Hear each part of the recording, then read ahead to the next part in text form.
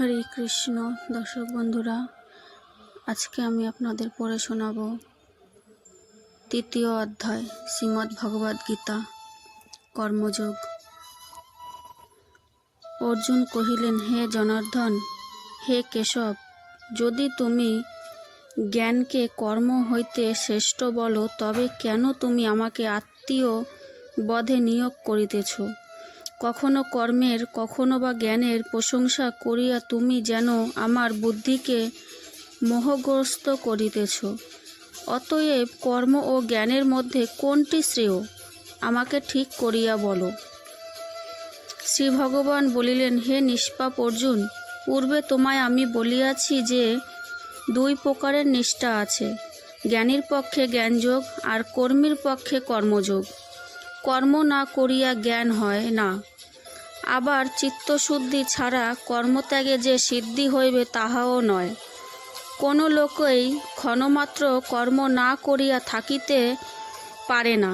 সকলেই প্রকৃতির গুণের দ্বারা বশীভূত হইয়া কর্ম করে। যে ব্যক্তি কর্মে ইন্দ্রিয় সকলে বাহিরে সংযত করিয়া ইন্দ্রিয়ের রূপাদির বিষয়গুলি মনে মনে চিন্তা করে, তাহাকে মিথ্যাচির বলা হয়। হে অর্জুন, যিনি মনের দ্বারা ইন্দ্রিয়গণকে সংযত করেন এবং কর্মে ইন্দ্রিয় দ্বারা কর্মযোগে রত, তিনিই শ্রেষ্ঠ। তুমি নিতই কর্ম করিতে থাকো, কেননা অকর্ম হইতে কর্ম শ্রেষ্ঠ। আর যদি কর্ম না করো, তাহা হইলে তোমার শরীর বাঁচে না। ঈশ্বর প্রীতির জন্য কর্ম নচেত কর্মবন্ধন হয়। অতএব হে অর্জুন, তুমি আসক্তি ত্যাগ করিয়া ঈশ্বরের প্রীতির জন্যই কর্ম করিয়া যাও। ব্রহ্মা সৃষ্টির প্রথমেই যজ্ঞসহ মানুষ সৃষ্টি করিয়া বলেন, এই যজ্ঞ করিয়া তোমাদের দিন দিন উন্নতি ও ইষ্ট উহক। এই যজ্ঞ দ্বারা তোমরা দেবতাদের সন্তুষ্ট করো, আবার তাহারও তোমাদের সুখী করুন। এইভাবে একে অন্যের উপকার করিলে উভয়ের মঙ্গল সাধিত হইবে। যজ্ঞে তৃপ্ত হইয়া দেবগণ তাহাদিগকে ইষ্টভোগ দিবেন। যে ব্যক্তি এই সকল ভোগ বস্তু দেবতাদের নিবেদন না করিয়া নিজে ভোগ করে, সে চোর। যজ্ঞাবিষ্টিত অন্ন ভোজনকারী সর্বপাপ হইতে মুক্ত হইয়া থাকেন। কিন্তু যাহারা কেবল নিজের জন্য মন্ত্র পাঠ করেন, তাহারা শুধু পাপই ভোজন করেন। অন্ন হইতে জীব জন্মায়, বৃষ্টি হইতে নর জন্মায়, বৃক্ষ হইতে মেঘ জন্মায়, কর্ম হইতে যজ্ঞ জন্মায়। কর্মবেদ হইতে এবং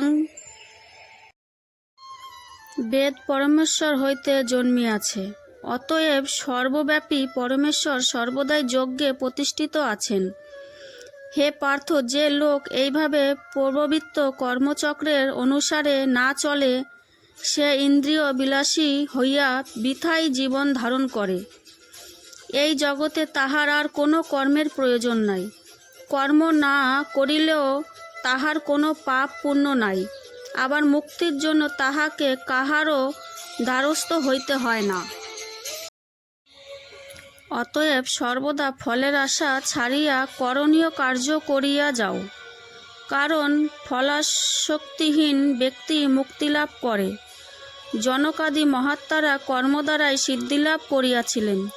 তোমার পক্ষে লোক স্বীকারের জন্যই তোমার কর্ম করা উচিত। শ্রেষ্ঠজন যাহা যাহা করেন, সাধারণ লোকে সেই সেই কর্ম করিয়া থাকেন। শ্রেষ্ঠজন যাহা বলিয়া স্থির করেন, সাধারণ জনও তাহাই মানিয়া চলেন। হে পার্থ, ত্রিলোক আমার করণীয় কিছু নাই, ত্রিভুবনে আমার অপ্রাপ্য কিছু নাই, তবুও আমি কর্ম করিয়া যাইতেছি। হে অর্জুন, আমি নিঃসরল কর্ম করিতেছি। যদি তাহা আমি না করিতাম, তবে নিশ্চয় মানবগণ আমার ওই পথ অনুসরণ করত। আমি যদি কর্ম না করি, তবে এই সকল ব্যক্তি উচ্ছন্নে যাইবে। আমি তবে বর্ণ সংকরে কারোর হইব এবং সকল ব্যক্তি আমার দোষেই বিনষ্ট হইবে। হে অর্জুন, অজ্ঞানজন কর্ম আসক্ত করিয়া যেমন কর্ম করে, জ্ঞানীরা কর্মে আসক্ত না হইয়া লোক শিকার জন্য এইরূপ ভাবেই কর্ম করিয়া থাকেন। কর্মে আসক্ত অজ্ঞ ব্যক্তিদের বুদ্ধিভেদ জন্মাইবে না। বিধান যোগযুক্ত হইয়া নিজ সমস্ত কর্ম করিয়া অন্যকে কর্মে লিপ্ত করাইবেন। প্রকৃতির গুণে সর্বপ্রকার কর্ম হইয়া থাকে, কিন্তু অহংকারবশে বিমূঢ় জন নিজেকে মনে করে আমি সব করি। হে মহাবীর অর্জুন, গুণ ও কর্মের বিভাগ যে প্রকৃতপক্ষে জানে, সে জানে যে গুণ সকল গুণাশ্রয়েই থাকে এবং আমি করি বলিয়া মনে করে না।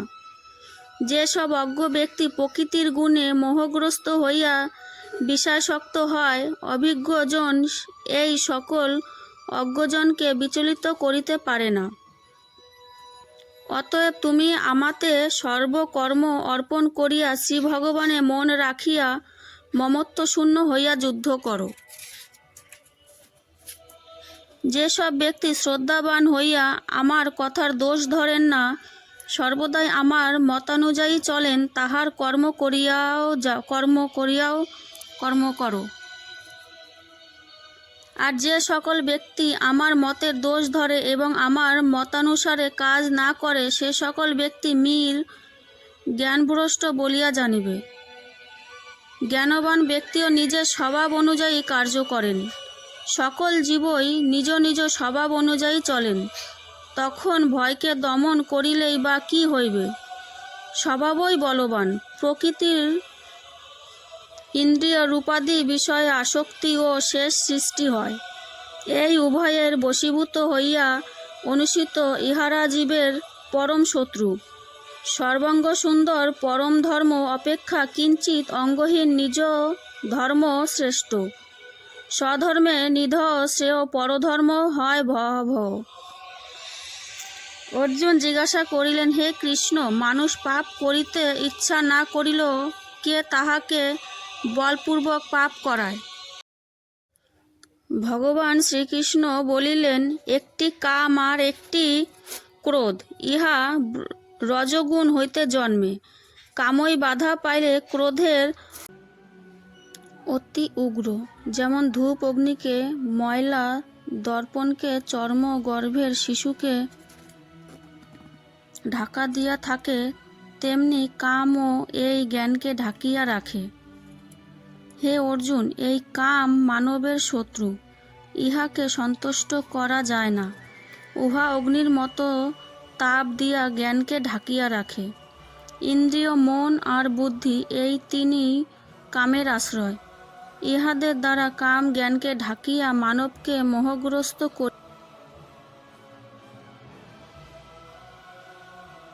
করিয়া রাখে। অতএব হে অর্জুন, তুমি সকলের আগেই ইন্দ্রিয় দমন করিয়া এই দুষ্ট কামকে নষ্ট করো। কারণ এই কাম মানবের জ্ঞান ও বিজ্ঞানকে নষ্ট করিয়া দেয়।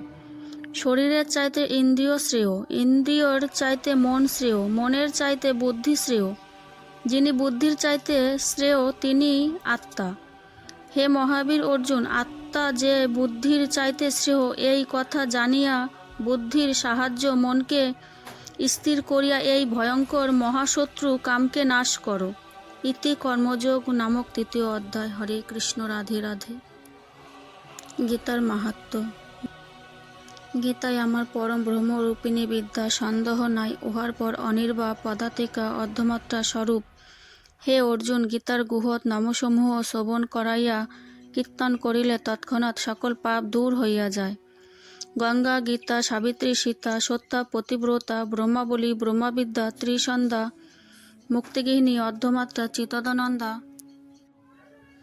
ভবগ্নি, ভান্তিনাশিনী, বেদত্রয়ী, পরানন্দা, তথার্থ জ্ঞানমঞ্জুরি।